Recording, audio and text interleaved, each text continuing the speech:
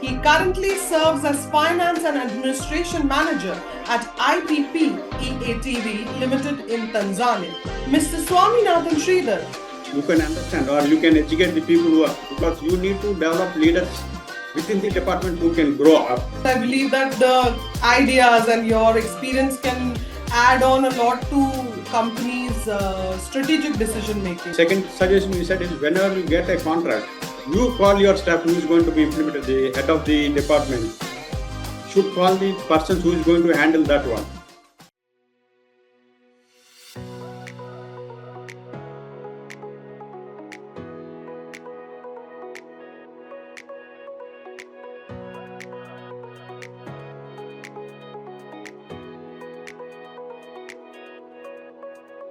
Hi everyone, welcome to FaceTime with Leaders, a podcast by Directors Institute World Council of Directors. Here we sit down with experienced professional, strategic minds, and boardroom ready leaders to unpack how corporate governance, ethical leadership, and global best practices come together in a real world decision making. Today's guest is someone who doesn't just manage finance, he's built a system around it, grown businesses with it, and turned numbers into strategic assets. With over 20 years of professional experience, Mr. Swaminathan Sridhar has worked across multiple sectors, from ports and cement to media and broadcasting, handling finance, audits, procurement, HR, and administration at scale. He currently serves as Finance and Administration Manager at IPP EATV Limited in Tanzania, where he's been instrumental in growth revenues, streamlining processes, and leading cross functional operations.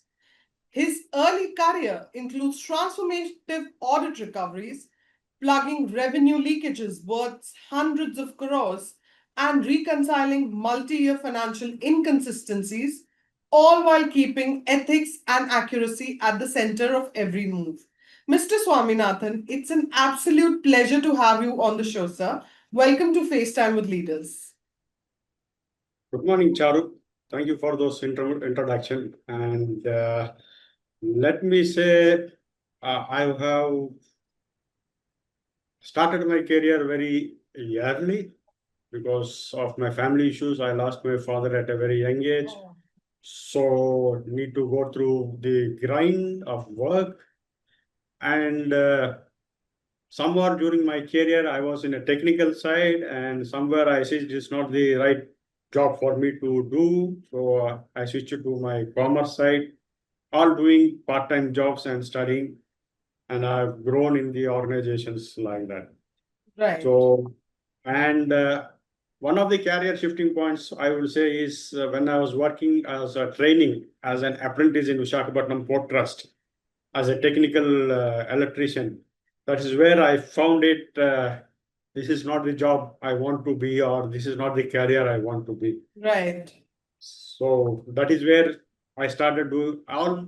I started going my part-time education while training as an apprentice. Then I started my part-time BCom. I mean evening classes. Then and then passed my BCom in '93, and started my CWA and all. Right. That is my brief vision. All this is because of my financial situation at my childhood. So I have to work from very young age. Yeah, absolutely. And I feel that there are some times the circumstances make us land in situations which are very difficult. But in the end, the grit and the seriousness of the situation makes us do things. And it landed you in where you are today. And I'm sure you are pretty happy with what you've achieved so far. Yes, I'm very much happy, and I never felt a regret that I left a government job and came to Africa, where everybody thinks it is jungles and animals. Right. But it is one of the best places in the world to be in Africa. Wow. And the people are absolutely very nice people, very nice to each other. And I tell everybody to visit Africa at some point of in their life. Once in a lifetime, they have to visit. They have to. That is wonderful. That is wonderful, sir. And I also, what really stands out in your journey is the diversity of sectors you've handled: public infrastructure, manufacturing, and then pivoting into media and broadcasting. So that's really fascinating. And thank you for sharing your journey with us. And okay, my journey, why I have come to Africa is one of the things which I got. Say, there is no growth prospects in the government sector. Right. I was a qualified person, but at every stage I have a block. And everybody knows that we have a reservation system, one of the major blocks. Right. Right. So, and I got an opportunity in Africa and I grabbed it. That's it. So in the end, it worked out really well for you. So congratulations Yes. on that. Yes, yes. And it also, you were able to identify and grasp those opportunities that came your way at the right time, which is actually shows the kind of leader you are, the kind of person you are who identifies opportunities and is able to grasp it on time. So kudos to you, sir. Thank you. From audit-led recoveries of 900 million to reversing a 360 million revenue error, your legacy, sir, includes plugging serious financial leaks. How do you approach audits not just as checks, but as tools for long-term reform? So, audit is not just looking into the books or things. Audit is most of the time is to check what internal controls we have. That is the most important thing which I feel for audit. Right. What we are doing is how the audit controls are applied, the operating systems, how they are applied in the audit. And one of the things to know for the auditor is to understand the flow of work, how they work. So that is when you can check at every point of time Absolutely. where is the leak, what could be the probable area of missing the Yes. figures or Right. the lapse of implementing this. So in Right. this case, this is being a public sector. The contract is signed by some other department and implemented by another department. Another. Agreed. And the implementation department does not have the full details of the contract. Contract. So I have to approach two different departments, look into for those contracts and bring back and sit and go through it. It took some uh, time for me to understand what exactly is happening. Right. And I would also like to thank my mentor in this case. He was a senior deputy FNCO in Porters. He's a chartered accountant. He told me, no, the way to approach this problem is first to look into the other departments who have signed the contracts. Wow. So it was one of the guiding factors for me to make a big difference in the audit. So I got through those contracts and I discussed with the senior manager and also took their advice, my mentor. So he told me, yes, what I am doing is the correct one and it should be the way it has to supposed to be implemented. So one of the thing I would thank my mentor for shaping my audit, how to do my audit. Right. These are the things, and we sat with the management of the persons who are implementing it. Agreed. And we told them what you are doing is grossly wrong. You are just following the contract what has been given to you. Right. And they were very reluctant to accept their mistake. Mistake. And it took, because everybody doesn't like to show when you have done a mistake, nobody wants to accept it. That's Right. another, and being a public sector, it is very difficult to do it. But somehow we managed to convince It them, yes, worked this out. is what we have done, and you need to raise the additional bills to recover those. So that is one thing which has been helped by my mentor, I would say. Mentors. And the second thing about 900 million reconciliation in the Visakhapatnam Port Trust and Railways. Right. And it is one of the toughest jobs I have faced. This reconciliation is about the wagons. I believe you understand wagons which carry goods. There are different types of wagons, and there is an agreement between railways and port. Right. So Right. give 12 hours time to give a wagon, and we have to immediately return to them. Right. What Right. the railways bring the wagons and leaves at Visakhapatnam Port Yard. We have to place them at the consumer's place yard Right. and load it and return back. And in this, what has happened? There was a small dispute or something which they have just left it like that without reconciliation for almost 10, 12 years. So when I Right. joined and I was given that task, why don't you because you are having a accounting knowledge and all, why don't you try and do those things? So it took almost 2, 3 years to reconcile all those figures because I'm it's sure. very old and to get the documentations. And I understand everybody understand that how the railways work. They don't Right. share information. Agreed. Any government sector get an information is a problem. But somehow there also I would like to thank my supervisor who was there. So this is the procedure you have to check. Right. And Right. they told me this is how the operations are taking place and this is the system. So I Agreed. have to do the groundwork to get Right. all the data, the wagon numbers, books, and everything. So it was very challenging, but that is in the very initial stage of my career. Also, I took it as a very challenge to, yes, I can do it. And that is the willpower I developed. Anything I can do it, and I'm confident that I can handle it. Right. Right. Just look into different areas to get ideas, and if necessary, yes, discuss with somebody, your boss or your next person in the office Agreed. Agreed. to get some better ideas. Right. Right. Right. There is no harm in, taking guidance if Yes. the work that we want to do is achieved, the target is achieved. So that is wonderful. And you know what, whatever you said, I love that how you frame reporting not just as a back end exercise, but as a leadership tool. And as you said rightly, that a job of an auditor doesn't lie just within the boundaries of just the audit. They need to understand the top down and the upcoming processes. So that is really important. And that, thank you for sharing your insights with us, sir. So, speaking of audits, Mr. Swaminathan, during your time at Vishakhapatnam Port Trust, you uncovered a massive revenue leakage tied to a long standing agreement. So, once you've seen that kind of slip through cracks, how do you now build systems to make sure it doesn't happen again?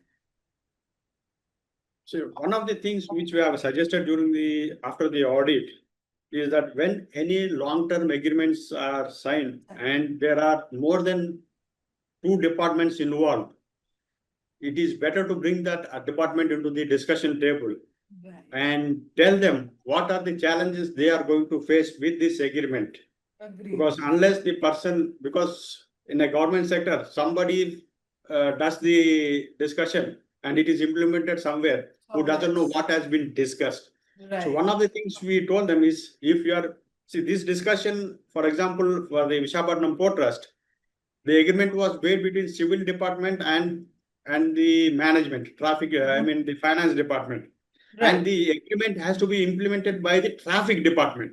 And Agreed. in the course of those discussions, they were nowhere in the discussion. In the They don't know discussion. what exactly has been discussed. Right. So we suggested them. Traffic, Vishakhapatnam Port Trust, revenue is generated from traffic, and they are the main persons in this contract because they are the one who's handling it.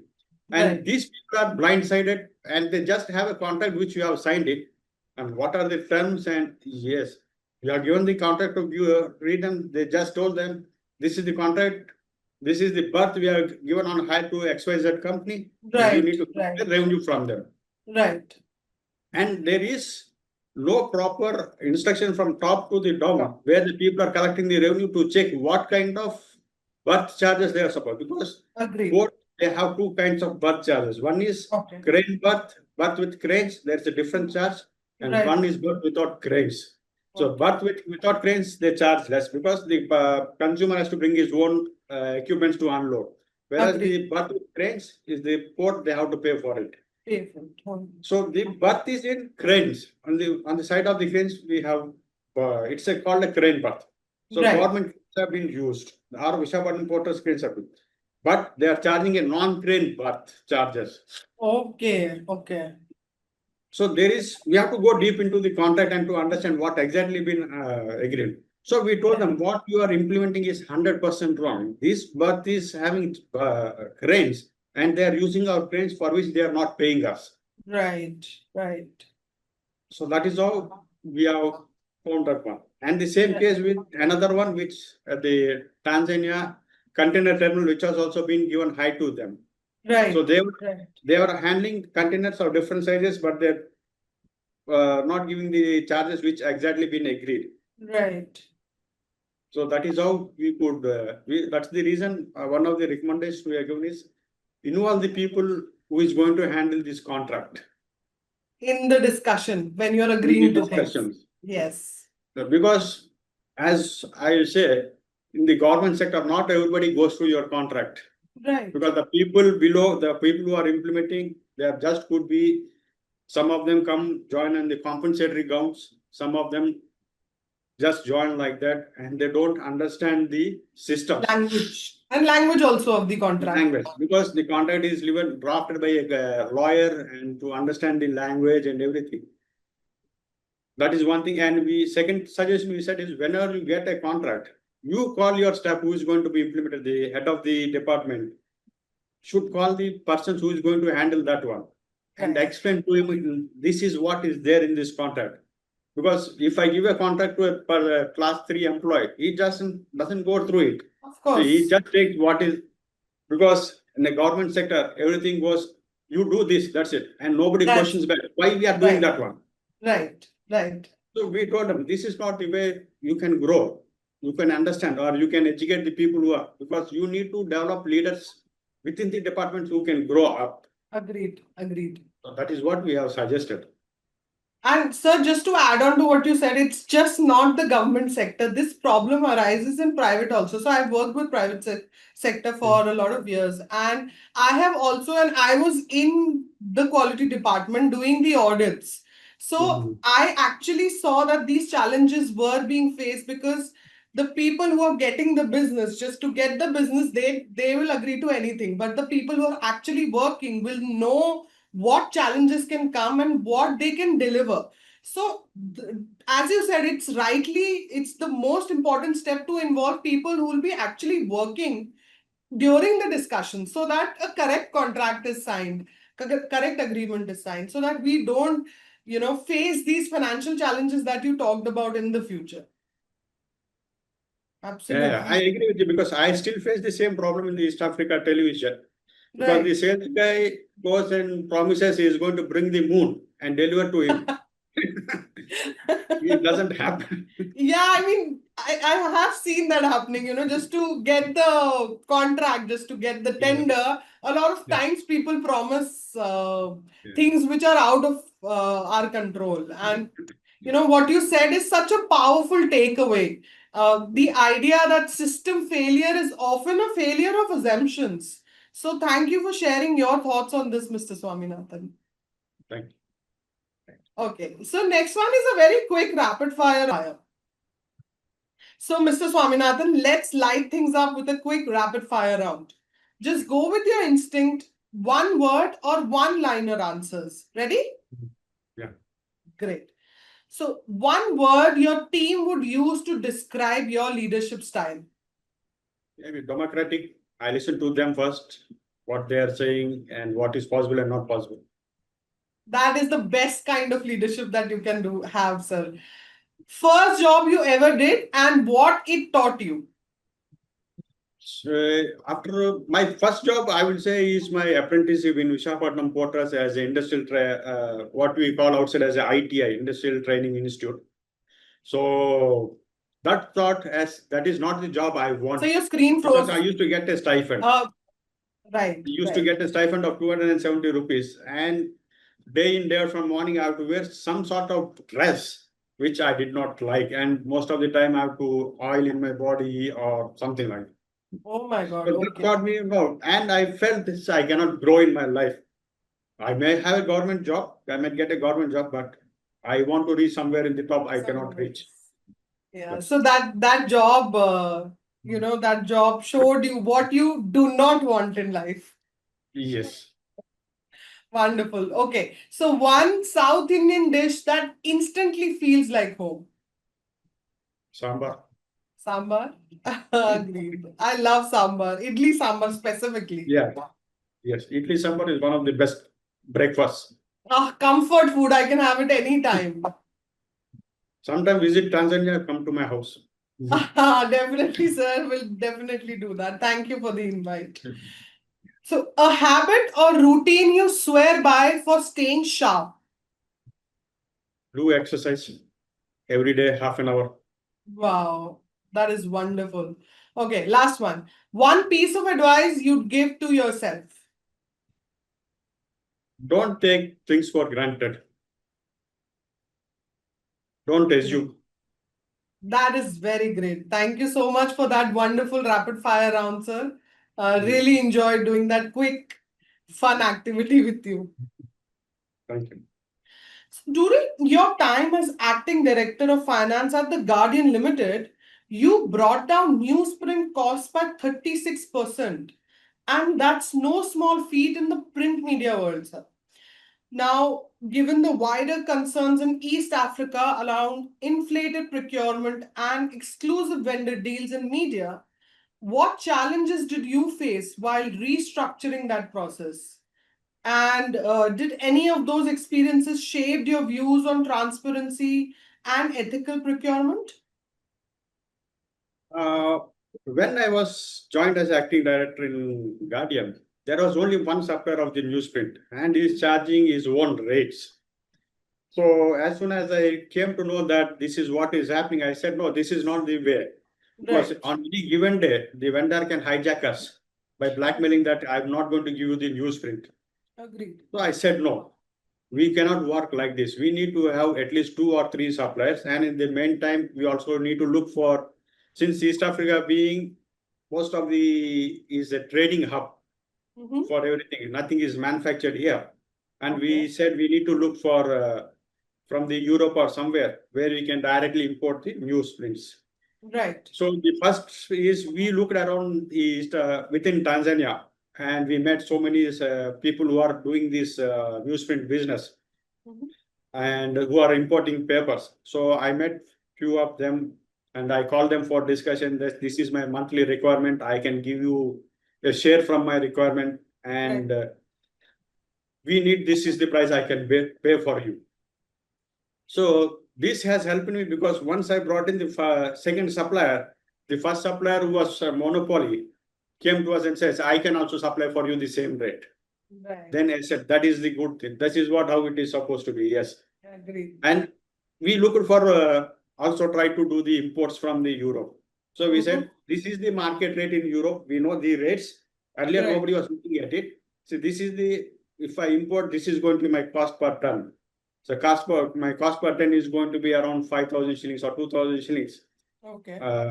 And you are charging me 6,000, 7,000 shillings. So this is my cost. I know we are doing business.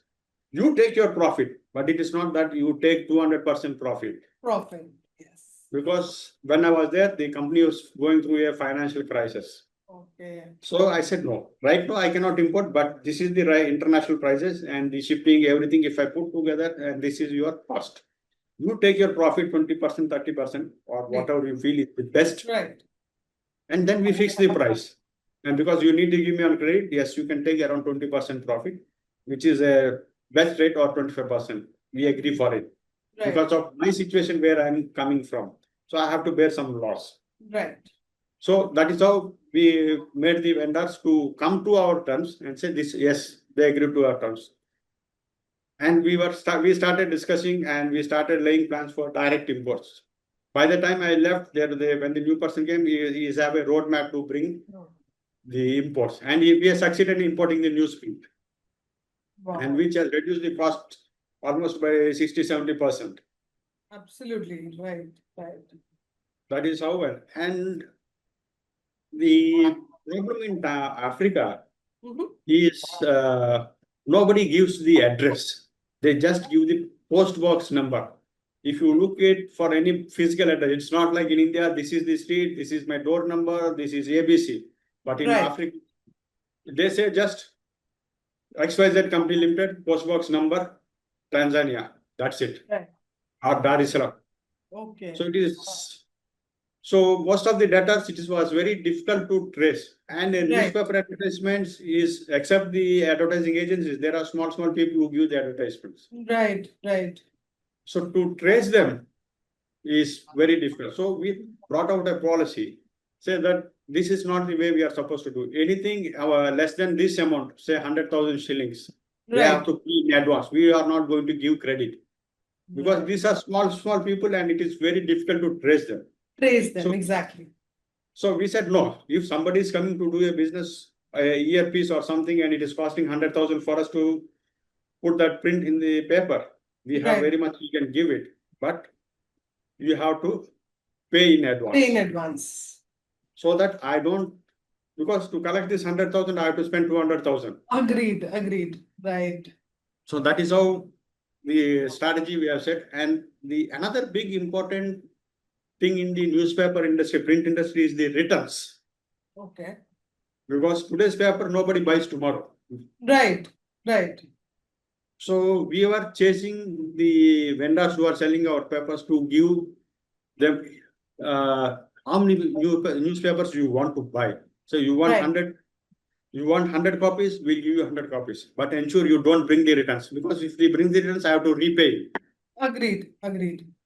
So one is my manpower is wasted, my newsprint is wasted, my raw materials is wasted, and Right. time is wasted. We said, no, Right. this is how we cannot go. But unfortunately, the African market did not accept my proposal. They did Oh, not okay. accept it. Because this Okay. is, I believe in some of the newspaper industries in India, they follow the system. Okay. Okay. So you give me 100 pieces of, you say, if I want 100 pieces of newspaper, I'll give you 100 copies. That's it. You have to pay. That's It it. is your headache to sell. Right. Right. And it is not my problem. If you want 100, I'll produce and give you 100. If you want 50, no problem. I'll produce 50. That is Mhm. the concept I want to introduce so that we save a lot of money to the company. But Absolutely. unfortunately, the management also not that much favorable. They say, no, this is Africa. We can't do this way. But they never tried it. But that is one of the best options we can use in the print media Agreed. because it saves a lot of money. It saves a lot of money.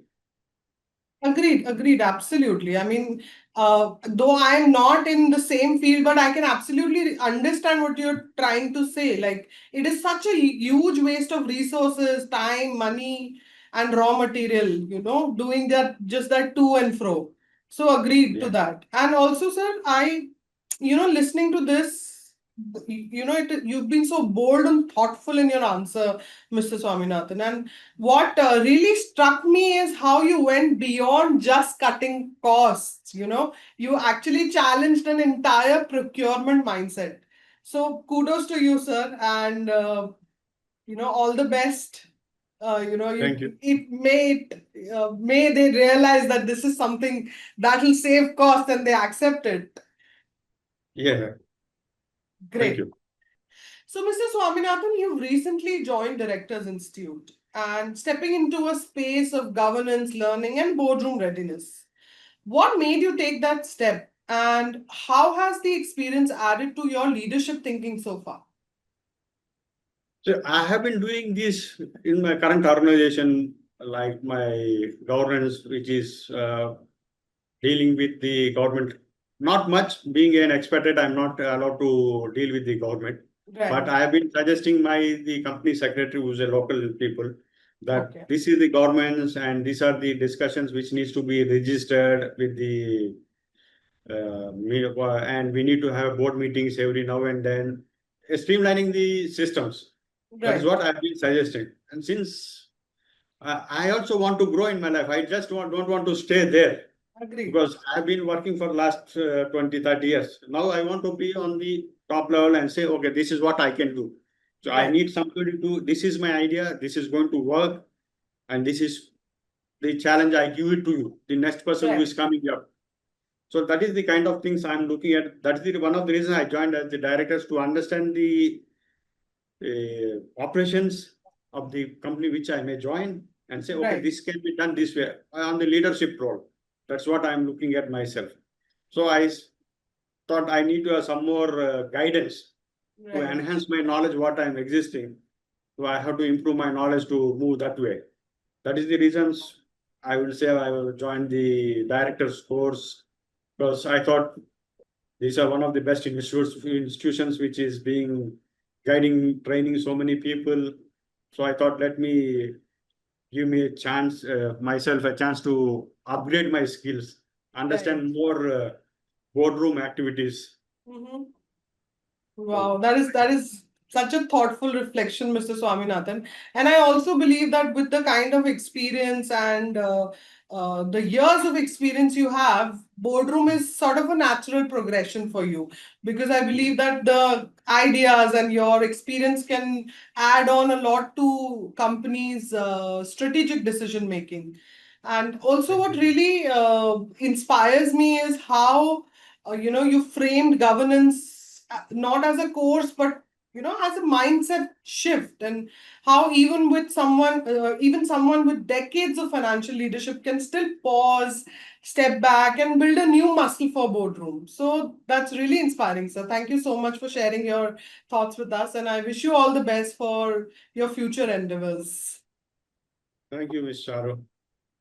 All Thank you. right. So, not we've come to an end of our discussion today, and we'd like to thank you not just for walking us through the operational wins and leadership principles, but also for opening up about the mindset and systems behind your journey. Your approach to financial discipline, strategic thinking, and cross-sector adaptability is something many leaders can learn from. Thank you, Charu. And it was nice time and a good, I believe I had a very bold discussion with you. And I believe, and I also wish you a good day and lots of in your future. Thank you so much, Thank sir. you for taking my interview. And you have been very absolutely beautiful. And you have been smiling all the interview. So which relieved my tension to answer your Thank you questions. so much for that feedback, sir. Thank you so much. To our audience, whether you're managing numbers or managing people, Mr. Swaminathan's story reminds us that good leadership is grounded in clarity, consistency, and a long term view. This is FaceTime with Leaders powered by Directors Institute. Until next time, stay curious, lead with purpose, and keep building what matters. Thank you.